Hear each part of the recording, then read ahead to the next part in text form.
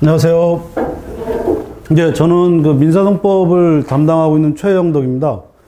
오늘 그 2차 종합반 내지 2차 그 준비를 위해서 지금 우리가 그 설명회를 하고 있는데요. 우선 이제 민사송법에 대한 논의를 좀 하고, 그리고 이제 차후로 이제 우리 상표나 특허법에 대한 내용이 아마 설명이 될 겁니다.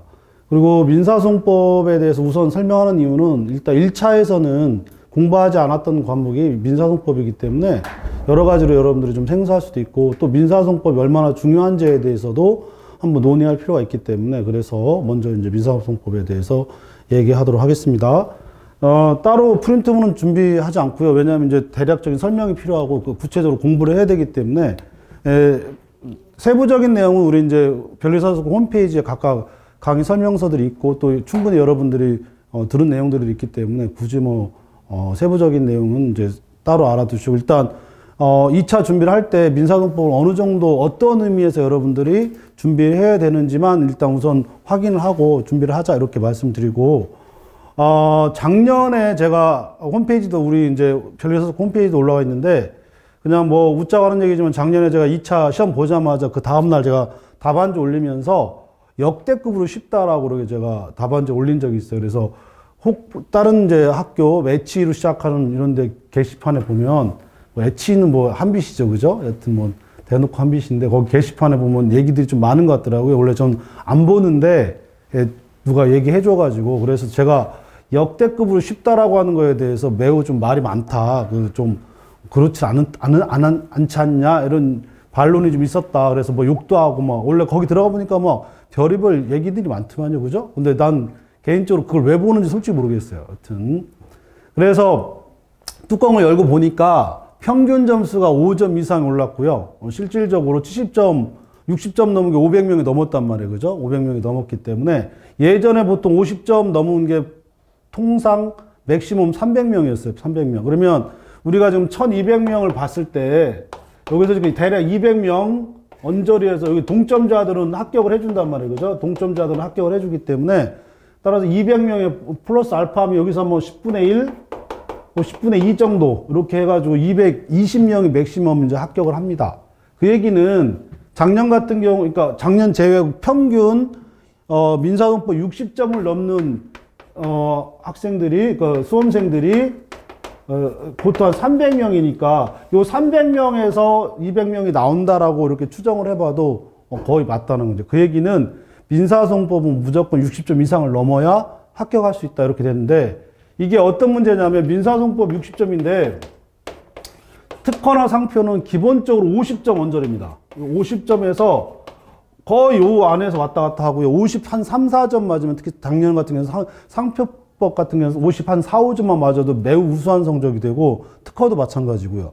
그러니까 민소법의 중요성이라는 건 다른 게 아니라, 이게 고득점 과목이라고 이미 인식이 되어 있는 상태고, 고득점 과목이라고 인식이 되어 있는 상태고, 그러니까 2차 준비는 우선 민소법을 어느 정도까지 고득점을 맞아서 내가 합격할 것이냐라고 하는 이 전략을 만드는 게 가장 중요하다. 이게 일반론입니다. 그리고 일반론이고, 이거에 대해서는 통계가 이미 말을 해주고 있기 때문에 굳이 뭐 처음 들으시는 분들을 위해서 제가 그 어떤 통계적인 의미를 얘기하는 거고, 이미 요 역삼동 우리 이쪽에서는 거의 뭐 정설이라고 할까요? 거의 통설에 이렇게 가깝게, 통설이 아니라 거의 판례죠, 그죠? 거의 판례이기 때문에 일단 민소법은 60점 이상 넘어야 되겠다, 이렇게 이제 생각을 하고 전략을 삼으시라. 그럴 수밖에 없다, 이렇게 이제 말씀드리겠습니다. 근데 제가 아까 이제 거기에서 지금 연장전상에서 말씀드린데, 작년에는 역대급으로 쉽다고 그랬고, 이 부분에 대해서 다른 학원 게시판들에 보면 최모 강사가 역대급으로 쉽다고 그랬는데 그 정도는 아니지 않느냐, 뭐 이런 식으로 많이 씹었다고 얘기를 했는데, 결국 뚜껑을 열고 보니까 평균 5점 이상이 올라갔다라고 하는 건 정말 역대급이라고 생각할 수 있어요. 그러니까 55점이 60점이 돼버렸다는 얘기니까. 그러니까 평균 300명 언저리였던 것이 500명 넘게 됐다라고 하는 건, 더더욱 60점 못 넘으면 불합격해지는 문제가 생길 수밖에 없습니다, 그죠? 그러면서 제가 또 어떤 얘기를 했었냐면, 작년 이맘때 1차 보고 나서, 작년 이맘때 1차 때 어떤 얘기를 했었냐면, 3월 보통 20일경에 보통 합격자를 발표하는데, 그 직전에 이제 합격자 점수에 대해서 80점 넘을 거냐 말 거냐 이거까지 왔다 갔다 했는데, 80점, 작년 81점인가 그쯤에서 합격자가 발표가 됐습니다. 그 얘기는 매우 쉬웠다.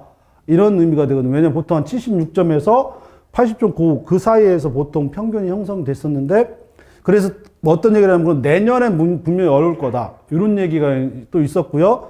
그래서 여러분한테 올해 1차를 보셔서 아시겠지만 그대로 갑니다.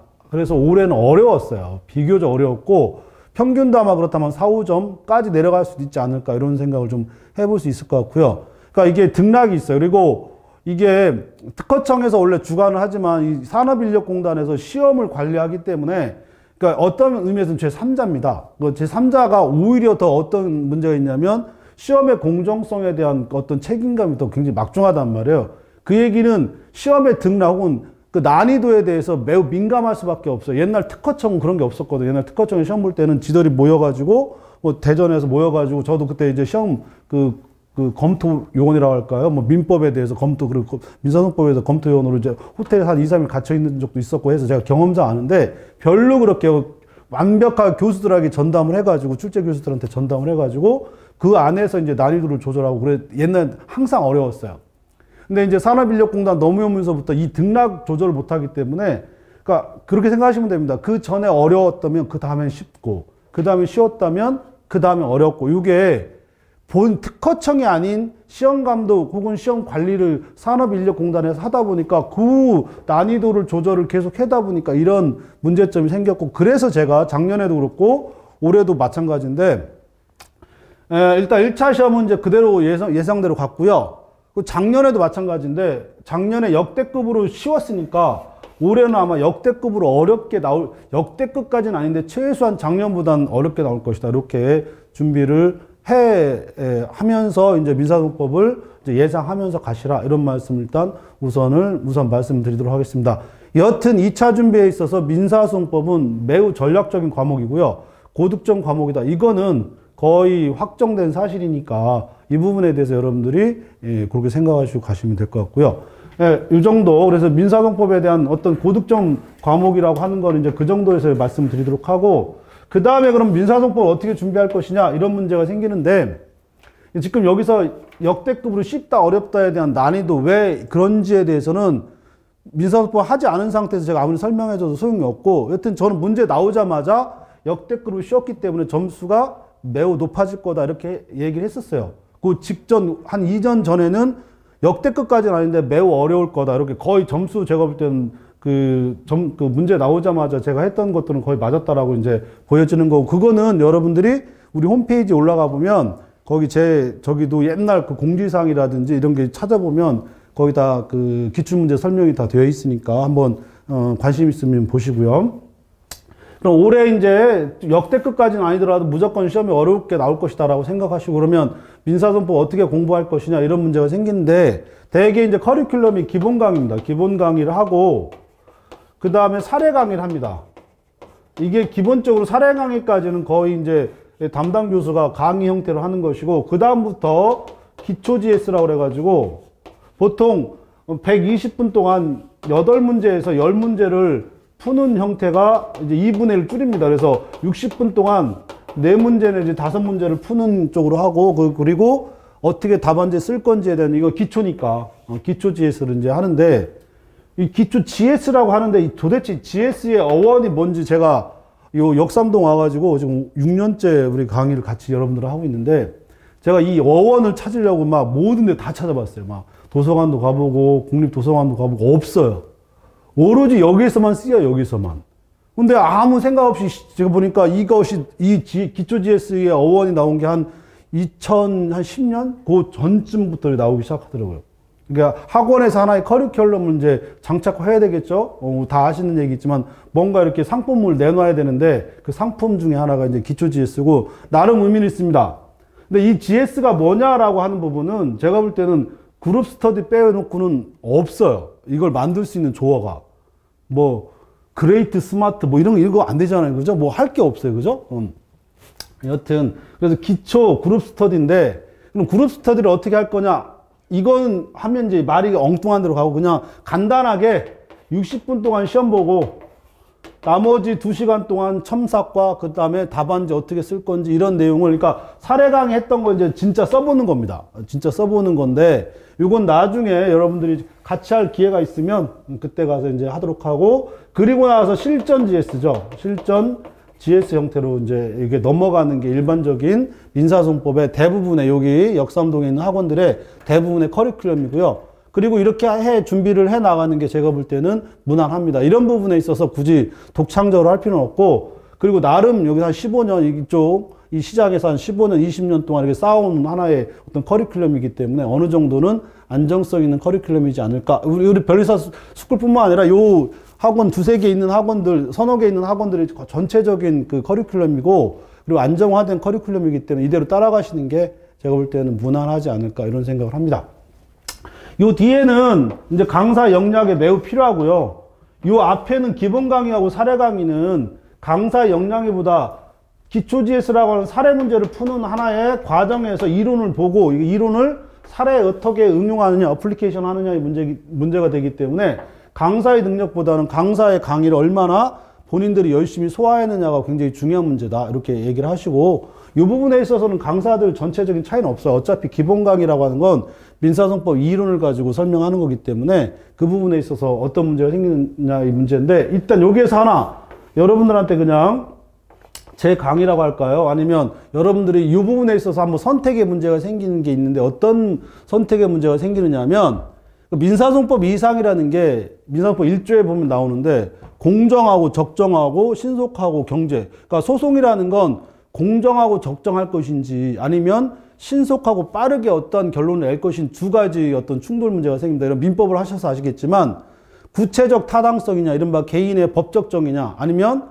거래 안전이나 혹은 제3자의 거래 안전이나 혹은 법적 안정성을 추구하느냐, 이 두 개의 충돌 문제가 계속 뒤에까지 여러분 학설 대립의 어떤 근거가 된다 해놓고 이런 얘기 하셨듯이, 민사소송법도 마찬가지로 어떤 공정성 내지 정의 문제와 그 다음에 신속하고 소송 경제를 추구하는 두 가지 어떤 커다란 가치 헤게모니 싸움이 있습니다.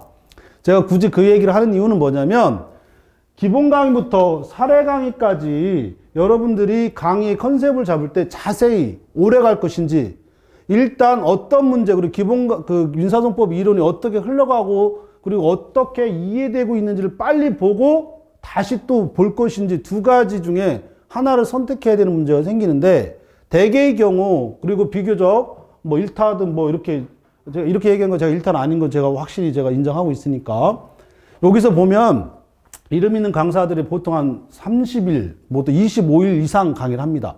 25일 이상 3시간씩 하니까 보통 한 70, 80강 넘어가는데, 저 같은 경우에 20일 안에 기본 강의 끝내고요. 사례 강의를 10일 안에 끝냅니다. 그래서 4월 안에 무조건 사례 기본 강의하고 사례 강의에 대한 전체적인 커리큘럼 제가 끝내주려고 굉장히 노력합니다. 그래서 보통 다른 분들보다 한 20일 이상, 거의 한 달 가깝게, 왜냐면 다른 커리큘럼 이미 나와 있어 알겠지만 보통 이것까지 끝나는 게 4월 중순 이후나 5월까지 겁니다. 그렇기 때문에, 그러면 올해 같은 경우에는 작년 7월 31일 날 시험 봤는데 7월 22일 날 우리 시험 보게 될 것이고요. 이미 이게 기간이 짧아졌고요. 열흘이지만 심리적 효과는 거의 한 달이 짧아졌습니다. 왜냐하면 7월 달 넘어서는 게 아니라 7월 중에 시험 보기 때문에, 그러면 실질적으로 시험 보는 건 6, 5, 4, 3 이제 이렇게 돼 있으니까 요 4개월 안에 기본 강의, 사례 강의, 기초 GS, 실전 GS까지 해놓고 그리고 나서 다 쓸 수 없기 때문에 또 본인이 암기하거나 어떤 내용을 또 이해해야 되는 문제가 생기기 때문에, 그래서 제가 말씀을 드리는 것 중에 하나가 이제 선택하는 문제가 생기는데, 저는 여러분한테 제 강의라서 그런 게 아니라, 여기에서는 기본 강의나 사례 강의에서는 많은 시간을 허여할 필요가 없다. 그러나 안 들을 수는 없어요.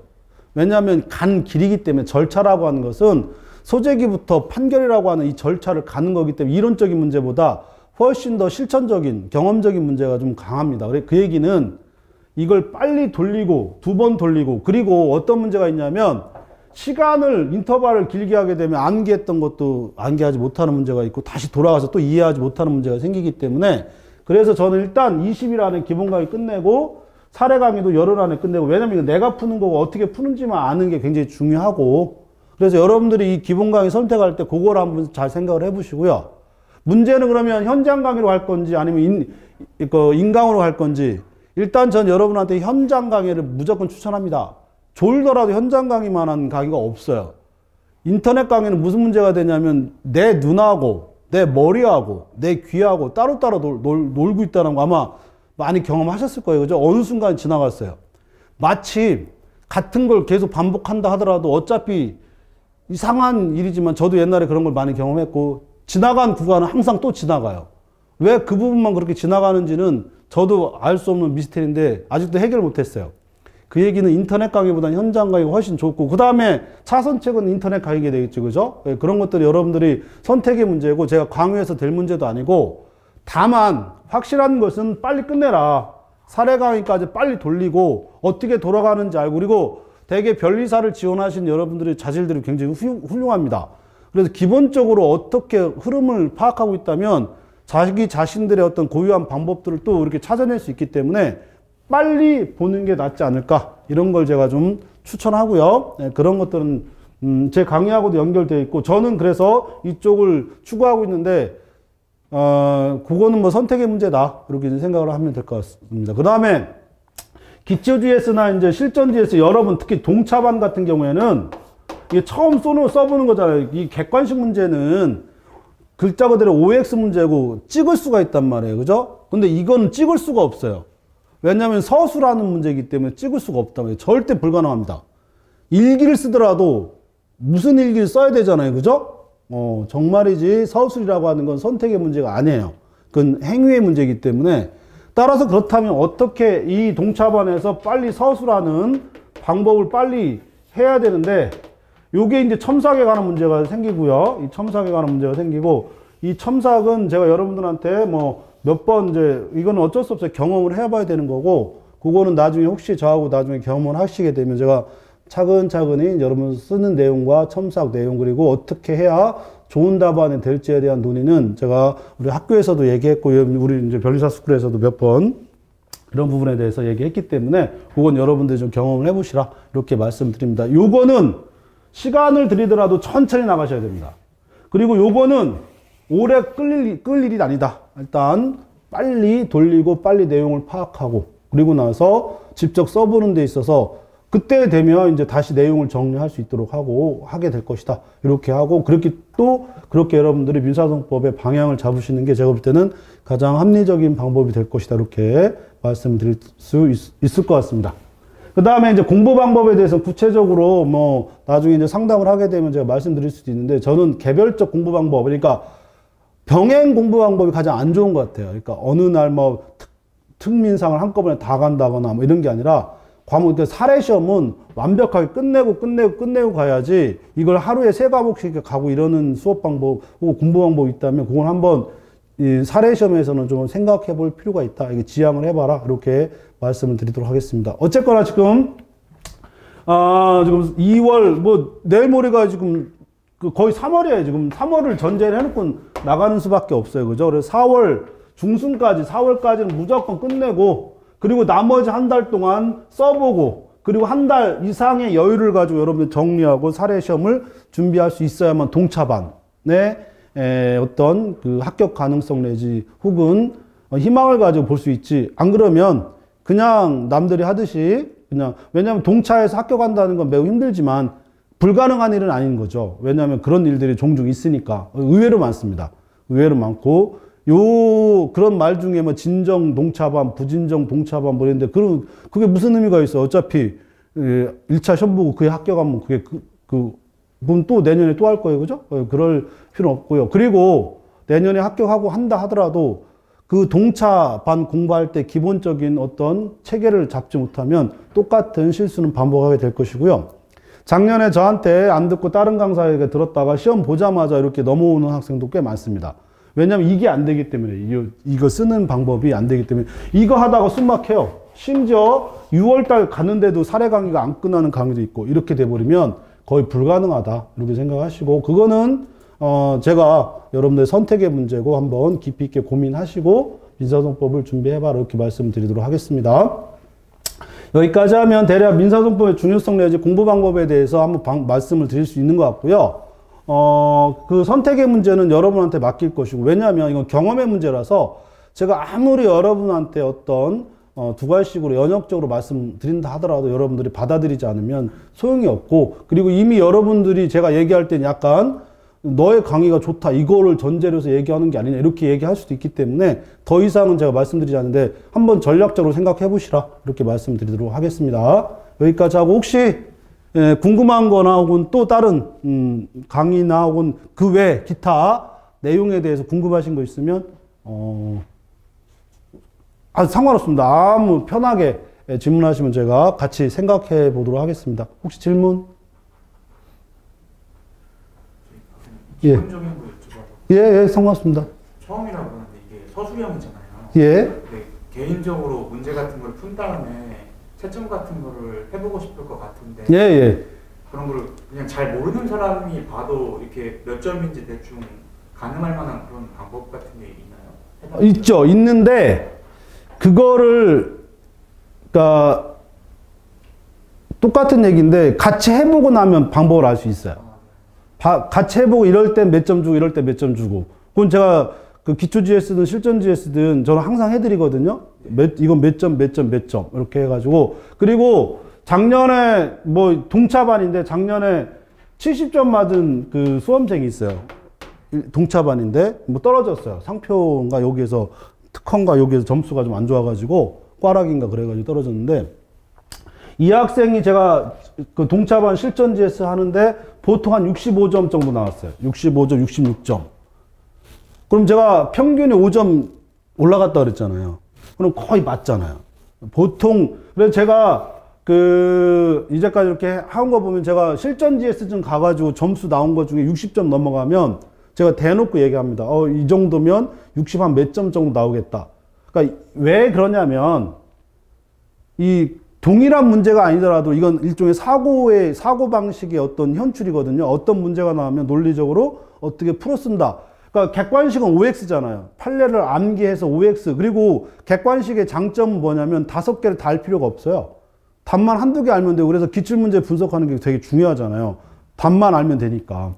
근데 이거는 판례를 반드시 암기할 필요가 없어요. 이 판례가 나오면 어떤 법리에 따라서 이렇게 풀 수가 있다라고 하는 내 의견, 내 생각을 서술하는 거기 때문에 따라서 일정 정도의 어떤 그 문제 해결 능력 장착을 하게 되면 그다음부터는 점수가 떨어질 수가 없어요.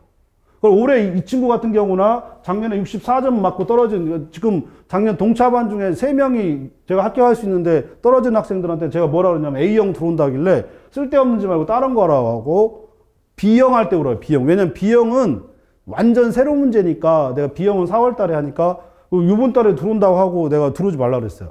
왜 거듭 얘기하자면 어느 정도의 장착을 하게 되면 이건 절대 후퇴가 없어요. 사례 문제는 뒤로 갈 수가 없습니다. 객관식은 한 1, 2년 쉬면 어떻게 돼요? 그때 나온 거에 대해서 암기가 안 되면 답이 아니면 못 풀지만 이건 안 그래. 이거는 서술형이기 때문에 어느 정도의 실력만 갖추면 제가 쟤네들 인생이 있는데 제가 왜 들어오지 말라고 하겠어요. 그렇지만 4월 달에 새로운 문제는 왜냐하면 이게 2022년도 판례를 가지고 보통 B형을 만들거든요. 그럼 이 2022년도 B형 문제는 그래도 판례가 어떻게 변동되는지에 대해서는 흐름을 알고 있어야 되니까. 그래서 제가 들어오라고 하고 그 전에 들어올 땐 제가 아예 들어오지 말라고 합니다. 이 얘기를 자꾸 제가 반복해서 하는 거는 뭐냐면 사례 문제는 한번 올라가면 안 떨어집니다. 그렇게 생각하시면 돼요. 수학 문제 있잖아요.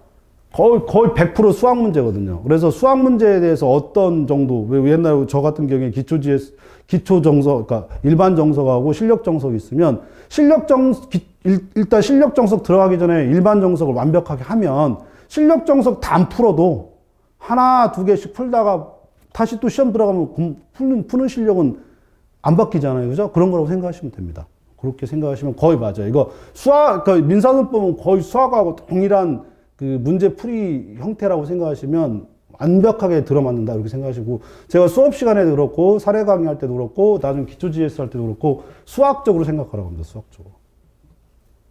그런데 해보셔야 되죠. 그죠?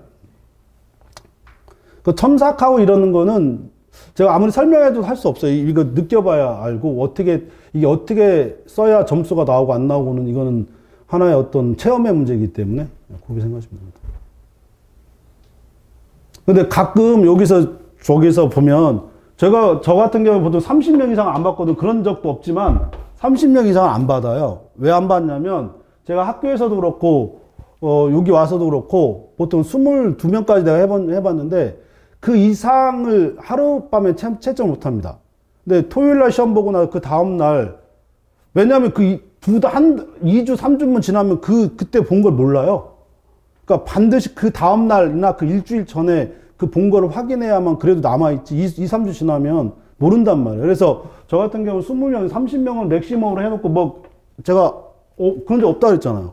보통 많은 게 22명까지 해봤는데 여튼 하룻밤에 할 수 있는 양은 제가 학교 할 때도 30명 이상을 채점에 할 수가 없어요. 그건 그 나머지는 그거는 채점이 아니고 그냥 도장 찍는 거지 의미가 없단 말이에요. 그래서 이 얘기를 왜 하느냐면 그만큼 명확하게 점수를 산정하고 이러는 것들은 한 번은 겪어봐야 된다 이런 뜻으로 하는 얘기고요. 그렇게 생각하시면 됩니다. 그거는 뭐.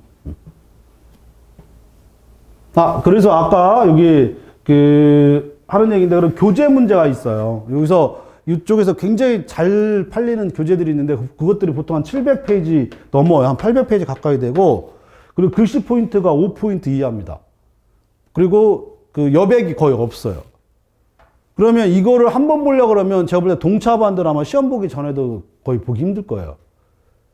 거듭 말씀드리지만 여튼 여러분들은 자질이 우수하기 때문에 한 두세 번은 빨리 돌릴 수 있는 교재와 그리고 그 내용을 선택하시는 게 가장 합리적인 그 민사소법 수험 방법이다. 이렇게 좀 강조해서 말씀드리고 어차피 내 얘기 안 들으시면 할 말 없잖아요. 그죠? 근데 나중에 느끼실 겁니다. 나중에 어느 게 더 합리적인 방법이었는지 이렇게 하고 제가 그냥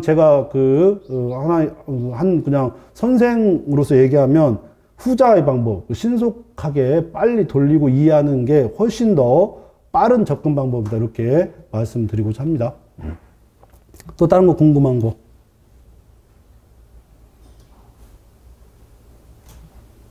네. 제가 여기 역대급으로 쉬운 거에 대한 문제들 있잖아요. 문제. 적중률이 어떻게 되냐 이런 얘기 저도 하고 싶었지만 이거는 지금 여러분한테 의미가 없어요. 그죠? 이거 아무 의미가 없고 여튼 제 시험 문제에서 동일한 문제 나오고 이러는 것들은 거의 혹시 아시는 분들은 물어보시면 알겠지만 굉장히 유사합니다. 최소 GS 같은 데서 합은 또 50% 이상 똑같은 문제가 나오고 거의 유사한 문제들은 거의 다 이제 나오고요. 사례 문제 나중에 보시면 압니다. 사례 문제 보시면 알고 이런 것들은 혹시 우리 변리사 스쿨 다니는 혹시 아는 그 수험생들 있으면 한번 확인해 보시면 제 GS 같은 경우는 한번 믿고 이렇게 나중에 풀어보셔도 그 얘기는 역삼동에 나중에 한 5월달 6월달쯤 되면 이 GS들이 엄청 많이 돌아다닙니다. 그 얘기는 제 수업 안 들어온다 하더라도 여러분들이 돌아다니는 GS를 이렇게 주워 볼 수 있단 말이에요. 그죠? 꼭 한번 보시라. 제 수업 들어오라는 얘기 아니에요. 꼭 보시라고요. 그러면 나중에 수험할 때 꽤 의미가 있을 거니까 그런 정도로 하고 혹시 궁금한 거 있으면 나중에 하면 이제 메일로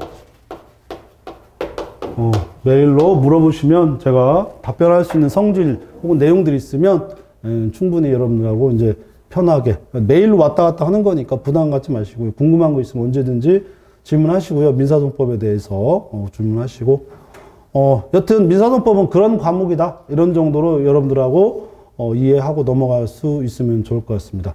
열심히 하시고요. 올해 꼭 동차반 합격을 좀 목표로 하시고 동차반 합격을 목표로 하셔야 행여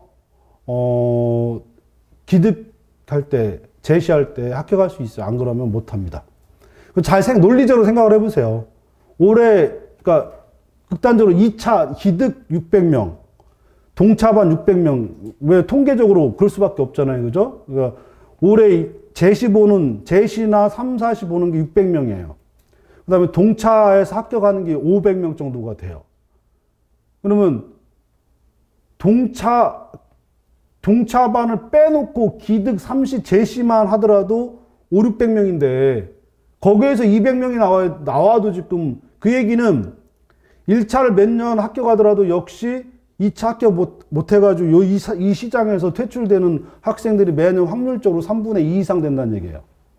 아예 1차를 합격하는 건 뭐 얘기할 것도 없고 1차 합격하고도 이 시장에서 퇴출되고 있는 그 수험생들 중에 보통 한 3분의 2가 퇴출된다라고 볼 수밖에 없어요. 그 얘기는 동차반이라고 그래가지고 어설프게 하거나 뭐 이런 게 안 된다는 거죠. 제시에 합격하려면 오히려 동차반에 더 열심히 해야 된다는 얘기니까 시간 낭비할 시간이 없다. 이렇게 말씀드릴 수 있도록 이렇게 제가 보니까 그렇다라고 하는 것이고, 한 3시, 4시 되면 붙을 것 같죠? 안 됩니다. 오히려 동차반부터 열심히 여러분들이 준비를 하고, 행여 올해 1차 떨어진다 하더라도 내년에 동차를 노리는 방법으로라도 올해는 무조건 최소 민소법은 준비를 최소 한 번 정도는 들어보시고 준비를 하시는 게 훨씬 수험 전략으로는 의미가 있다. 이렇게 말씀드리겠습니다. 이제 차후로 또 궁금한 거 있으면 또 질문하시고요. 여튼 여기까지 그 대략적인 우리 그 변리사 2차 수험 전략에 대해서 특히 민사 소원법을 중심으로 이렇게 설명을 드렸습니다. 수고하셨습니다.